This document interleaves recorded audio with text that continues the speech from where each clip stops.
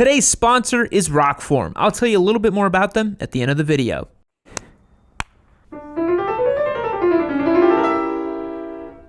What is going on, everybody? Welcome to another episode of Yammie Noob. Thank you so much for joining me. I really do appreciate it. The title of today's video, it's a bit of a sad one. It's why I wouldn't necessarily own a Yamaha MT09 today. Now, I've expressed this opinion before in the past, and people got really angry at me. I did it on my Instagram many months ago. I put up that I probably wouldn't own this bike today, and MT09 owners, the world owner, got butthurt with me. But I have good reasons why I wouldn't want to own this bike. Now, it's not to say that it's a bad motorcycle. This is actually a great motorcycle. It's priced really well. It's got pretty cool looks, pretty good features, and overall is a pretty successful package from Yamaha. I think there's a lot to love about the MT09. It's a really fantastic motorcycle. However, I do think that for a more experienced rider, someone who wants a more specialized motorcycle, someone who wants a more race-ready motorcycle, there's lots of different reasons why you may not be into this particular model, and I'm going to get into that today. But before we get started, why do I own this MT09? It's not that I own it necessarily, even though the title is in my hand and ready to go. It's because it's one of our new giveaway bikes, and I'm really excited about this one because it's part of our intermediate bike giveaway series. So that's going to include stuff in the future like 600s, maybe a KTM 890, maybe even a Tenere 700 if you guys are interested in us doing adventure bikes. I think there's lots of cool bikes that are sort of between beginner bikes and leader bikes that I want to explore and show you guys. So if you want to get entered to win this motorcycle, the best way to do that is on YammieNoob.co.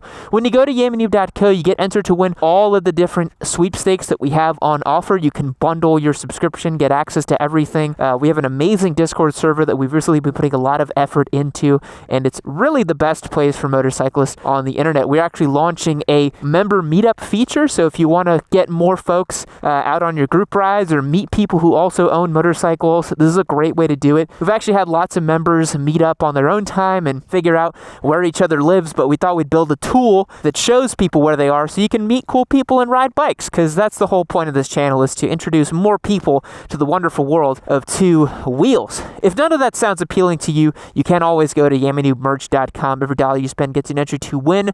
At checkout, you'll get a little email and you'll be able to enter for this particular sweepstakes. So with all that out of the way, without further ado, let's swing a leg over the lovable MT09 and let's discuss why, maybe I wouldn't own one today. I'm going to be nice to it, guys. Don't worry. If you're an MT09 owner, I'm not going to clown on your bike or anything, because I do think these bikes are really cool. So let's go. I'm going to start from a different location today. Normally I start right over there, as you see in front of me, but they're doing some sort of volunteer or something like that, so I can't start my little spot over there, but we're still at the spot.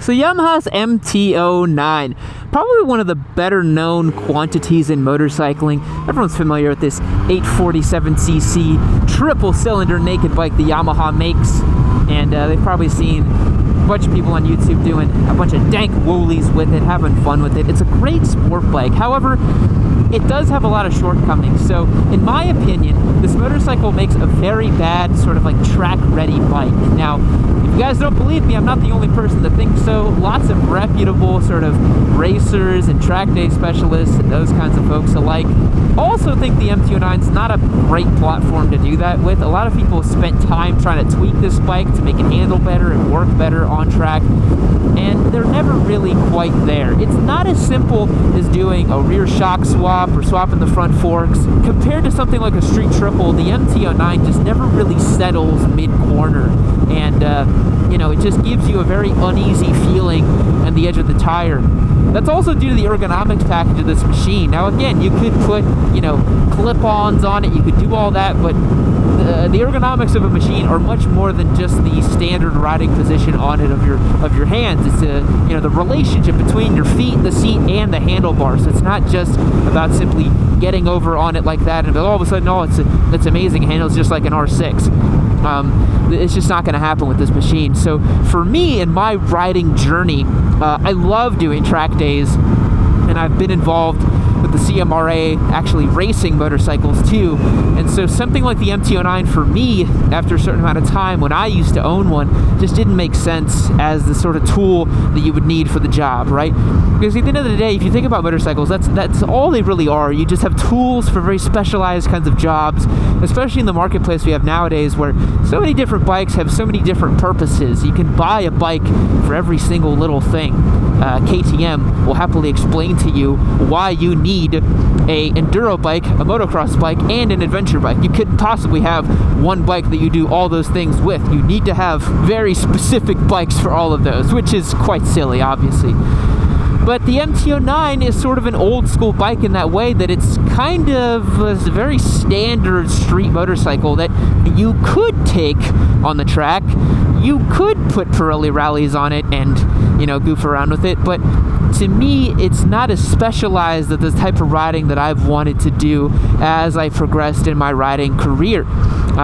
So that's a major consideration for me whenever I sold my MT09, and why I wouldn't get one nowadays. I also personally think that the MT09 is just more power than I personally want in a street bike.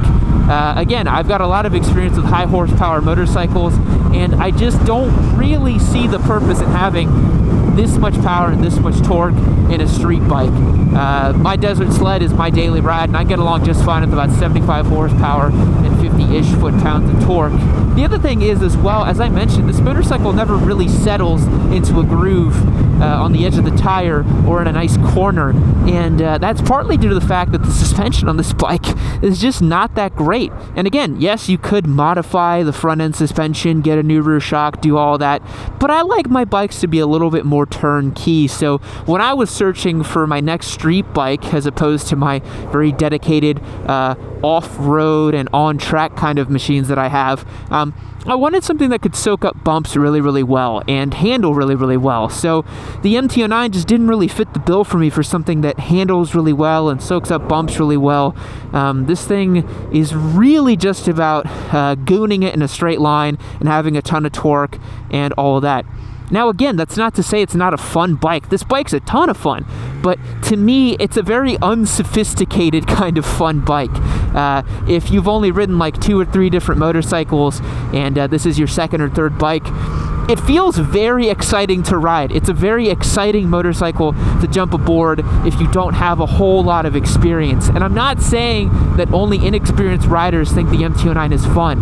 What I'm saying is that it makes a very strong first impression for those of you who are a little bit more unfamiliar with motorcycling, right? I mean, this thing just has torque galore.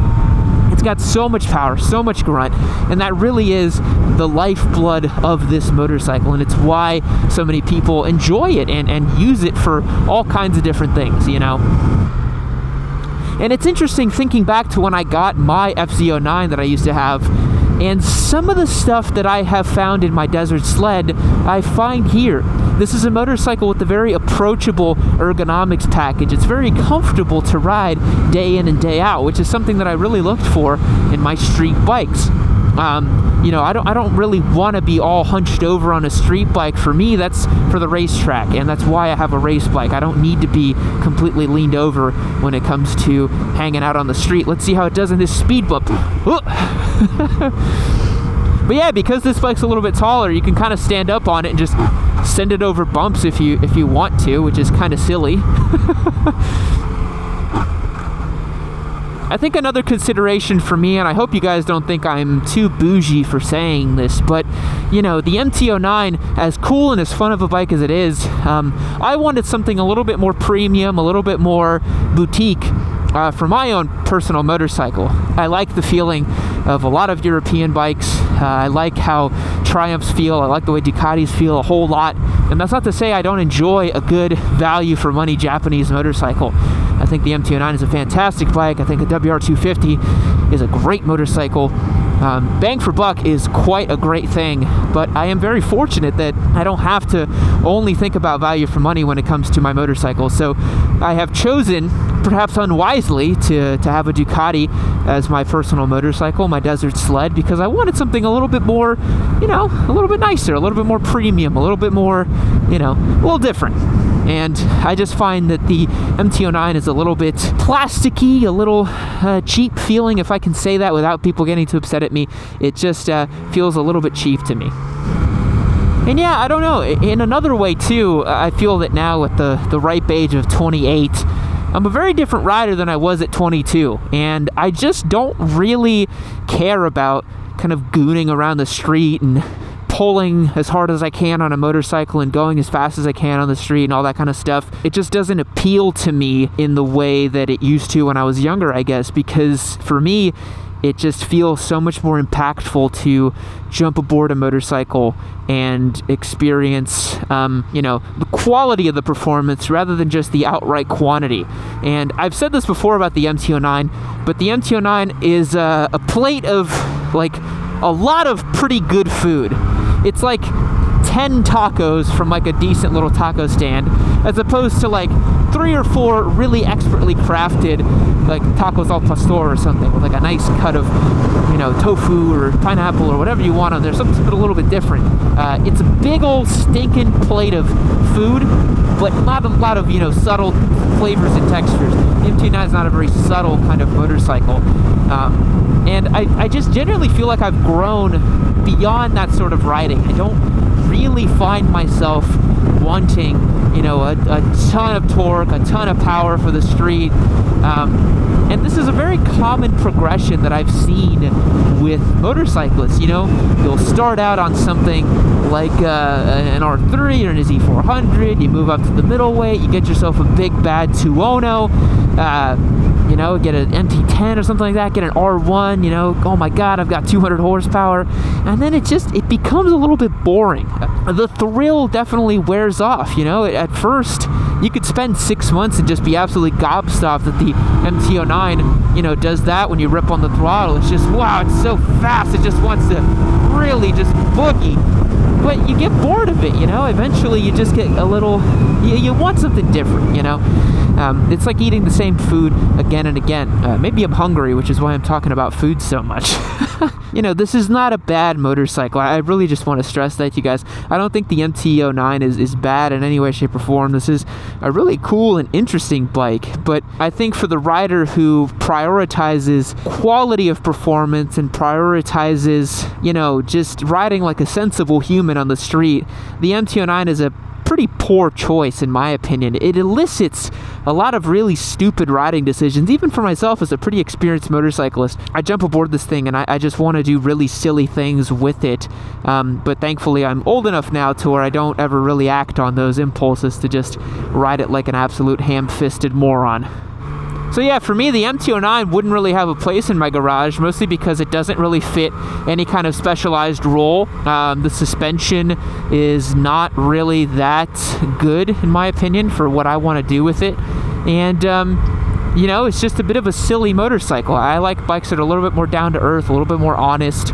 I've actually been seriously considering selling my desert sled and getting something like a KTM 350 EXCF, mostly because I just like bopping around town. I just like pulling little wheelies everywhere and jumping off curbs and stuff. And, you know, I'm just not that interested in outright performance on a street motorcycle. It just feels a little silly to me to ride around and pretend like you can carve up this road like a racetrack. I don't get the point of that kind of riding anymore. So to me, the MT09, since it's not a blistering performance machine, doesn't really fit the bill. I don't really need to commute anywhere either, which is quite nice. So I don't need a commuter machine, which the MT09 could do. If you were a little manic, you could definitely commute with this machine. It's a little overkill for that purpose, but you could do it. But yeah, the MT09 fits a very unique slice in the market, in my opinion. These kind of very fast 900-ish cc motorcycles are not like much other bikes out there. So that's kind of why I wouldn't own an MT09 nowadays. Hopefully that made some sense and wasn't too rambly. Let me know what you think in the comments down below. if you agree with my assessment on the MT09. You probably don't. You're already probably clamoring away as to why I am wrong, but I'd love to hear it. Maybe you've got a viewpoint that I haven't considered yet, and I'll catch you on the next one. Thanks so much for watching. Remember, I'm giving away this MT09 if you want the chance to win this motorcycle. Hit the link down below and check it out, and I'll catch you in the next one. See you later. Thanks to Rockform for supporting today's video. They're the preferred phone mount that we use here on Yammie Noob. They make this awesome locking case so you don't have to risk losing your phone on a ride. Right now, if you click the link below and use the code YN25, you'll get yourself 25% off your order on their website. And if you don't believe me, even Dan the Fireman recommends it, and he's the safest man on two wheels. Love you, Dan. Rockform supports creators on YouTube because they want to support the best motorcycle content. So if you want to pick up the best-in-class phone mount, hit that link down below and get yourself sorted. YN25 gets you 25% off. You've made it to the end of a Yammie Noob video. Did you like what you saw? Do you want to see more of it? Check it out, right here, just like magic, waiting for you. Click this little square right here. More memes, more Yammie, more of my face. Isn't that great?